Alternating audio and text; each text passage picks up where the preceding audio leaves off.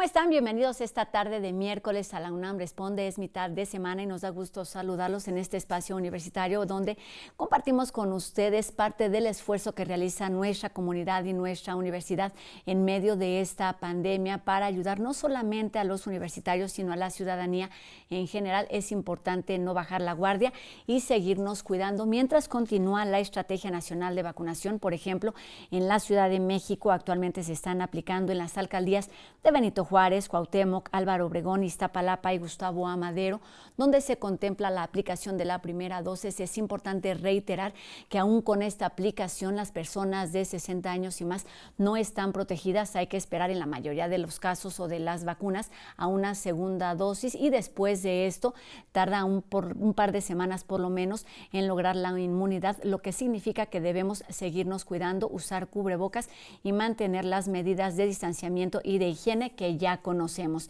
Y bueno, también sabemos que seguimos en periodo vacacional y aunque no existen las condiciones ideales para hablar de turismo, siempre es importante hablar sobre este tema que está directamente relacionado con la economía, pero también con el bienestar de las personas, con el bienestar de las familias y de las comunidades. Y esta tarde retomamos nuestra conversación que en algún otro momento tuvimos con el doctor Jafet Quintero Venegas, quien es profesor de la Facultad de Filosofía y Letras de nuestra universidad, doctor en Geografía y también miembro del Instituto de Investigaciones Sociales de la UNAM. ¿Cómo estás, doctor? Un gusto saludarte aquí en la UNAM Responde de nueva cuenta. Hola, muchas gracias nuevamente por la invitación. Estoy bastante bien aquí en casa. Espero que todo bien.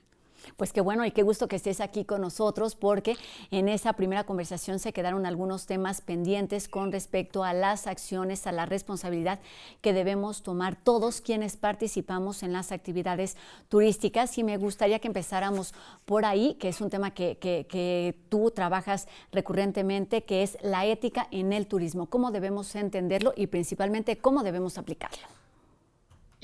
Bueno, primero que nada hay que decir que el turismo, a partir de la Organización Mundial de Turismo, tiene un código ético que estoy convencido que prácticamente nadie cuando sale de viaje lo revisa antes justamente de llevar a cabo sus vacaciones, ¿no? Y básicamente lo que se dice es que el turismo tiene que ser una actividad económica que no conlleve a la explotación de ningún tipo y que tiene que ser una práctica que tenga un respeto hacia diversidad cultural, hacia la cuestión del medio ambiente, hacia el respeto, digamos, por las otras formas de vida, ¿sí? Entonces, está eso en el discurso, está en el papel, pero generalmente esto no se lleva a cabo. Hay un montón de prácticas que nosotros realizamos de una forma suntuaria, bajo el argumento del deleite, de la recreación, de satisfacer el tiempo libre, y que nunca nos ponemos a preguntarnos qué tan éticas o no éticas son estas prácticas que estamos llevando, ¿no? Porque muchas veces se asocia justamente con este libre derecho al espectáculo, el derecho a la recreación. A veces hay prácticas patrimoniales que pueden no ser tan éticas. A veces, como la finalidad del turismo está asociado fuertemente con la derrama económica, pues a veces se mercantilizan elementos, acciones, productos, individuos que no tendrán que ser mercantilizados, todo con satisfacer al turista, ¿no? Entonces habrá que ver, por ejemplo, esta revisión que se tiene del Código Ético del Turismo, si realmente siguen todos estos parámetros están establecidos para que el turismo coordinado, estructurado como está desde los turoperadores, los turistas, la misma industria turística y los locales, estén actuando éticamente en función de lo que plantea la OMT.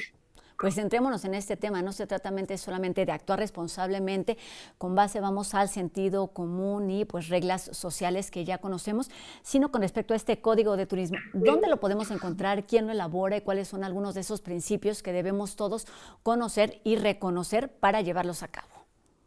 Se encuentra en la página oficial de la Organización Mundial del Turismo, World Tourism Organization, ahí está, aparece justamente Ethics and Tourism, lo organiza la misma Organización Mundial del Turismo, que es quien redacta el documento, y pues básicamente está dado ahí como la serie de lineamientos y principios que tendríamos que seguir si es que queremos llevar a cabo un turismo ético, ¿no? Ahora, es muy interesante también esto porque ahí está como documento, pero tengo entendido que no hay ningún tipo de sanción, por ejemplo. De legislación, vamos, que lo haga válido y que lo haga vigente para que sea aplicado de forma, no sé si obligatoria, pero por lo menos que lo tengamos que conocer para convertirnos en turistas y practicar el turismo responsable. A ver, doctor, Tocas un tema muy importante que tiene que ver con lo que hacemos como turistas, que tiene que ver con la recreación, con el entretenimiento, que es quizá lo que más comúnmente hacemos y lo que más comúnmente pensamos cuando hacemos este tipo de prácticas. ¿Qué es lo que sí tendríamos que hacer y qué es lo que sí tendríamos que conocer a la hora de realizar un turismo ético? Es una pregunta muy difícil por lo siguiente, porque depende mucho del tipo de espacio en donde se lleva a cabo la práctica turística. Por ejemplo, un turista que se desplaza a un sitio de resort en el litoral, posiblemente lo que menos le va a interesar es si está haciendo un turismo ético. Él está ahí, él o ella están ahí para pasar unas vacaciones, para alejarse posiblemente, no sé, de estos inviernos tan fríos que tienen en el hemisferio norte, por ejemplo, que están en el hemisferio norte. Y pues la idea justamente es la recreación, el deleite, el hedonismo, ¿no? Entonces, bajo este esquema, habrá que ver hasta qué punto varios turistas estarían dispuestos a actuar de forma ética en un sitio de destino litoral. Pero por otro lado, este tipo de turismo que está mucho más centrado en que sea la comunidad local, la que sea la receptora, la que gestione la dinámica turística, yo creo que ahí se pueden llevar a cabo prácticas en donde los turistas se concienticen mucho más con respecto a cuáles son las implicaciones que tiene ese recorrido turístico, ese viaje, frente a las comunidades locales. Entonces, la pregunta es muy difícil por esa razón, porque mi interpretación es que depende mucho del espacio en el cual se esté llevando a cabo la práctica turística para concientizar o poder concientizar más a la población en términos de cómo se tiene que llevar a cabo un turismo ético. Ejemplo, nuevamente retomando esto. El turismo que se lleva a cabo en el litoral es un turismo altamente contaminante. La huella de carbono es inmensa. Y sin embargo, es un tipo de turismo, como los enclaves en Cancún, en Los Cabos, que son altamente demandados por el turismo internacional. Entonces, desde el punto de vista de la ética ambiental, un turista que realmente se preocupa por el medio ambiente no tendría por qué viajar a ese tipo de espacios. Habrá que ver si realmente están nosotros a hacerlo, ¿no? Y por otro lado, un turismo, como lo que decir, mucho más local, mucho menos masificado, podría llegar a ser el turista estar más consciente de los impactos sociales, económicos que generan, y posiblemente este tipo de turistas sí que pueden reflexionar en cómo mis prácticas impactan y tratar de modificarlas. Entonces, es ahorita lo que podría comentar, porque es un amplio fenómeno. Sí, sí, claro, debemos considerar pues esta diversidad de ambientes y de entornos a donde nos dirigimos y donde podemos practicar el turismo y que puede estar directamente relacionado con el impacto en muchos ámbitos. Por ejemplo, comencemos con el patrimonio, los usos y costumbres, los seres vivos, plantas y animales. Platícanos de este tema en donde evidentemente el impacto es notable y no siempre puede ser positivo.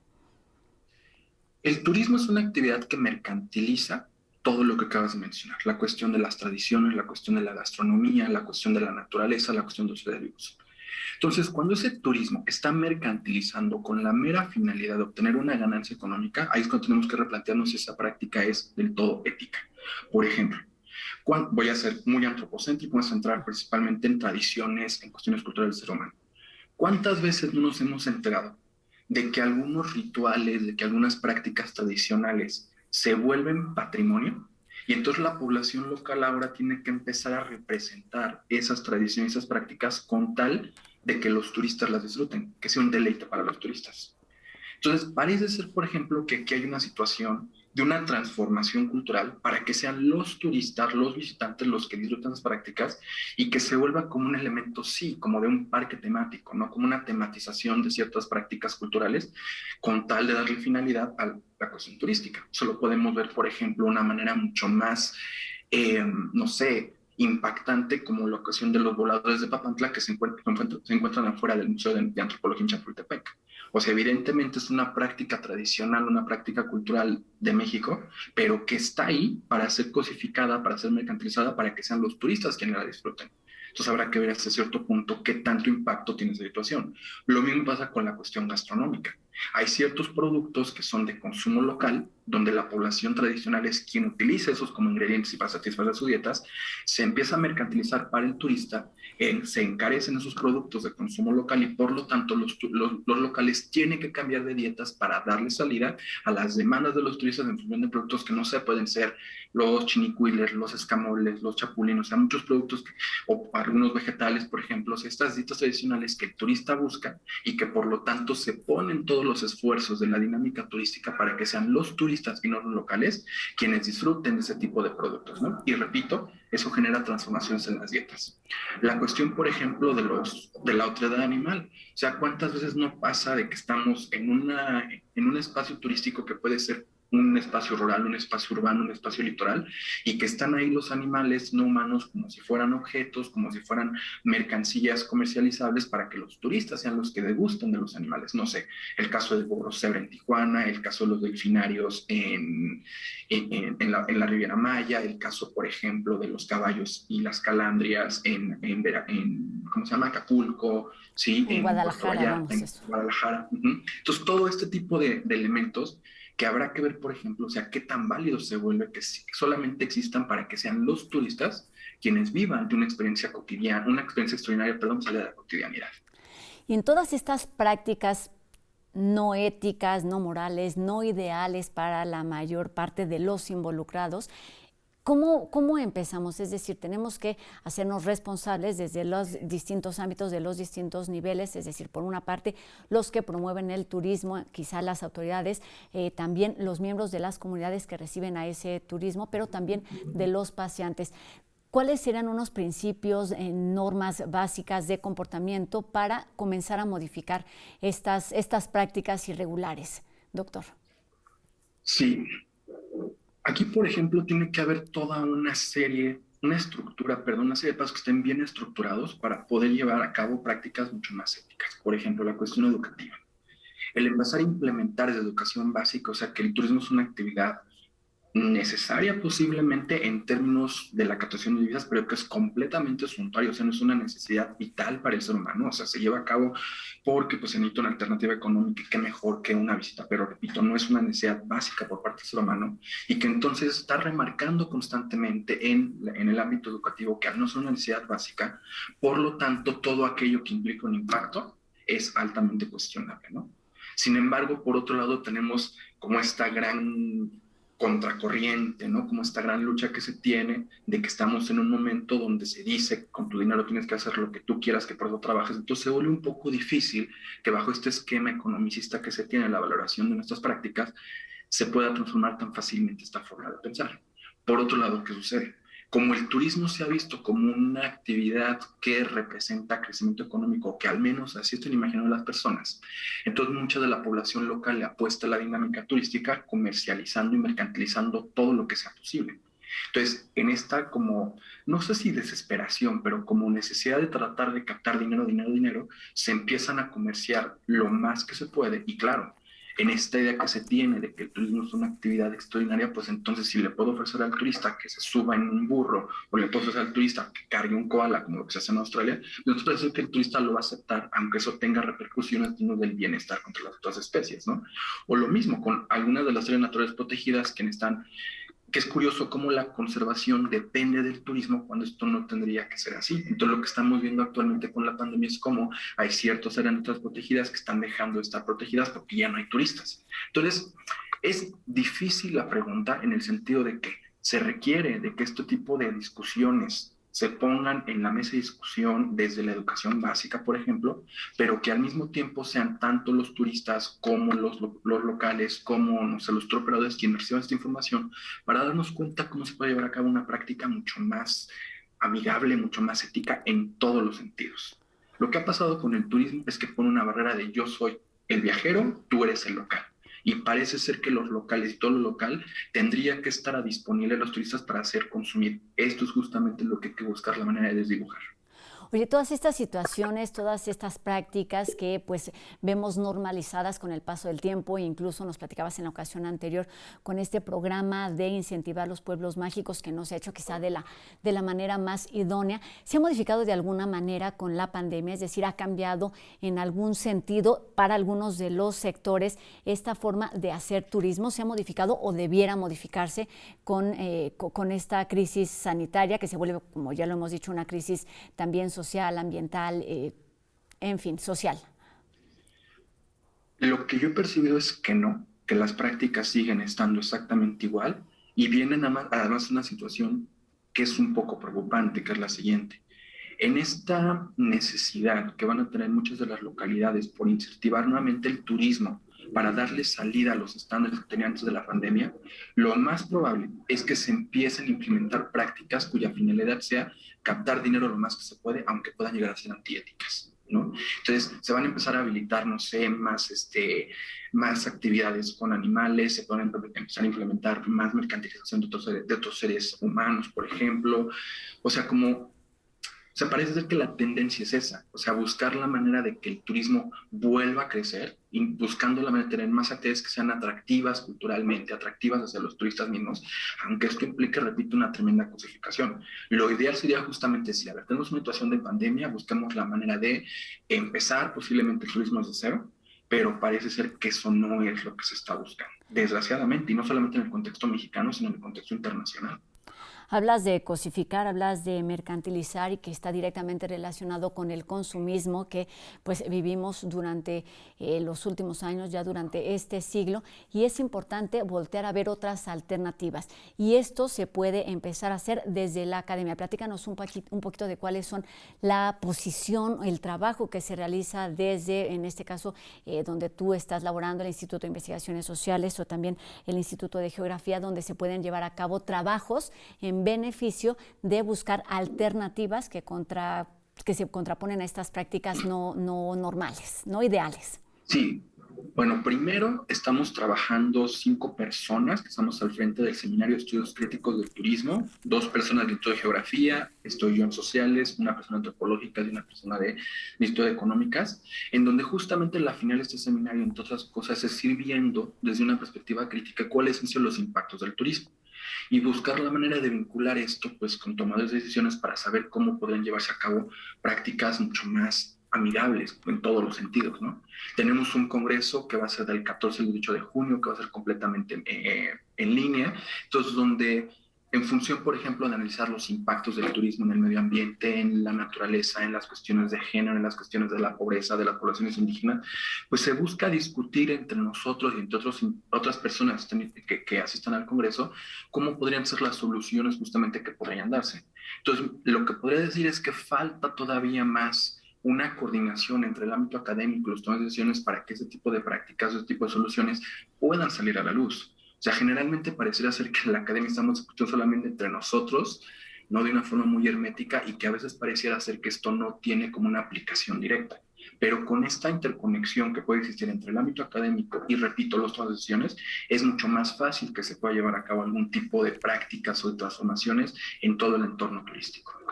Y pues lo que se buscaría justamente es la participación de todos estos sectores en beneficio de las comunidades del turismo, porque se debe seguir practicando y fomentando el turismo, ya que está directamente relacionado con el bienestar de las personas, de las familias, de la economía de nuestro país. Y en este sentido, doctor, para terminar, me gustaría que nos hablaras, pues sé que es un poquito complicado, conociendo la diversidad de escenarios y de posibilidades que tiene nuestro país, porque además ha sido pues un recurso de la economía internacional como entretenimiento. ¿Cómo blindar un poquito esta alternativa para brindar protección a quienes la promueven y la practican?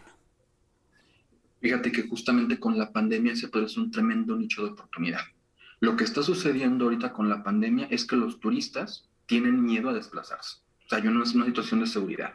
Entonces, sí, por ejemplo, un digo casi, con México dijera, bueno, vamos a implementar un turismo mucho más solidario, mucho más equilibrado, mucho más ético, posiblemente podría ser una bandera de la cual podría colgarse México para que los turistas sientan más seguridad. Es decir, voy a viajar, pero no solamente con una seguridad de salubridad, sino que aparte de todo me va a asegurar que mi viaje es mucho más, sí, ético con las poblaciones locales, con el medio ambiente, con la naturaleza. Pero repito, parece ser que eso no es lo que está interesado en estos momentos porque lo que se busca es la mayor captación de dinero posible. Pero creo, por ejemplo, de que este tipo de incentivos donde la población, los locales, los viajeros estén conscientes de que el turismo va a ser mucho más ético, sí podría ser un parteaguas para que México se transformara como destino turístico y que, no sé, fuera lo que nos sacara adelante o lo que nos pusiera, digamos, en los reflectores, ¿no? A nivel turístico. Bueno, México lleva a cabo un turismo completamente diferente, es un turismo no masificado, es un turismo, no sé, mucho más familiar con el medio ambiente, con las prácticas culturales, porque A veces los turistas van cambiando también la percepción y dejan de viajar a ciertos destinos en función de todo lo que se transmite por redes sociales, de qué tan antiéticas son ciertas prácticas turísticas. Entonces también hay que pensar que muchos de los turistas tienen ese poder de decisión de decir no voy más a este destino, y por lo tanto los tour operadores y los gestores turísticos son los que se tienen que adecuar a las nuevas realidades. Pero bueno, cerrando, creo que es eso, o sea, creo que tenemos este gran nicho de oportunidad para transformar prácticas y que nos volvamos un destino que pueda ser atractivo frente a lo que ha significado la pandemia. Y aprovechar todas esas posibilidades que ya están ahí, aprovecharlas también en beneficio, como siempre digo, de las familias que se ven directamente beneficiadas con la economía, pero también directamente afectadas en sus usos, costumbres, entorno, patrimonio, en fin, de las que ya nos platicabas hace unos minutitos. Doctor Jafet Quintero Venegas, profesor de la Facultad de Filosofía y Letras de nuestra universidad, doctor en Geografía y miembro del Instituto de Investigaciones Sociales de la UNAM. Muchas gracias por estos minutos, por estos consejos. Y bueno, la primera recomendación, con eso debemos quedarnos, que sea nuestra tarea, conocer el Código del Turismo para comenzar a ser conscientes y responsables con la manera en la que nos trasladamos y nos movemos, principalmente ahora en pandemia, pero también después de ella. Gracias y buenas tardes. Muchas gracias. Gracias, doctor. Pues sí, efectivamente, este es un buen momento, este tiempo de pandemia, una oportunidad para promover distintas alternativas de turismo. Siempre hay posibilidades que pueden ser útiles, pero también más bien necesarias, pero también útiles para toda la sociedad, quienes están involucradas de todos los sectores en esto del turismo. Y tenemos más información aquí en la UNAM Responde, porque vamos con los chicos de No Memes, que siempre nos presentan algún tipo de contenido muy a su estilo. Los entrevistados de hoy en la UNAM Responde están de lujo, ¿verdad? Bueno, pues el equipo de No Memes solo les tomamos un momentito para compartirles un paréntesis de información que, si no cura, pues al menos entretiene. México nunca ha sido ajeno ni a la animación ni al anime, ya sea por sus originales referencias o sus cómicos tributos. La cultura japonesa del anime desde siempre ha dado pequeños o grandes guiños a la nuestra. Y aunque a veces nosotros fuimos los que le dimos un toque mexicano al anime... Mira, no le pasó nada, lo salvó la Virgen de Guadalupe. La creatividad y talento mexicano también ha tenido sus incursiones en la técnica japonesa de animación. Y así es como nace Onyx Equinox, creada por la mexicana Sofía Alexander y producida por Tiger Animation, compañía con sede en Corea del Sur, que produjo series tan amadas como Avatar, El último maestro del aire o Ben 10. La epopeya, ambientada en el México antiguo, se estrenó el pasado 21 de noviembre y narra la historia de Isel, un joven azteca que está al borde del suicidio, ya que su hermana fue usada como sacrificio para un ritual. No obstante, es detenido por un mensajero de los dioses, quien le revela que ha sido elegido para cerrar las 5 puertas del inframundo y transformarse en el campeón de la humanidad. A partir de esto, la serie ya ha recibido sus primeras críticas internacionales y en México ya la catalogan como un espectáculo digno de ver. En No Memes celebramos el éxito de Onyx Equinox y esperamos ansiosamente los nuevos episodios. ¿Y tú? ¿Cuál es tu anime favorito? No olvides comentárnoslo y sintonizarnos en el próximo No Memes. Para denunciar los males de la verdad y el amor. Y extender nuestro reino hasta la vecindad del Chavo. Esta es solo una probadita. Recuerden que No Memes todos los lunes por TV UNAM en punto de las 9 de la noche. Y con esto terminamos nuestro programa de hoy. Les recuerdo que seguimos leyendo todas sus dudas y sus comentarios a través de nuestras redes sociales y los números de WhatsApp que ustedes ya conocen, porque nos han ayudado a hacer juntos este programa durante un año de pandemia que pues nos ha tenido a nosotros aquí en México y al mundo en alerta. Es importante seguirnos cuidando. Con este consejo terminamos nuestro programa de hoy y los invito a que nos sintonicen el día de mañana en una emisión más de La UNAM Responde. Adiós.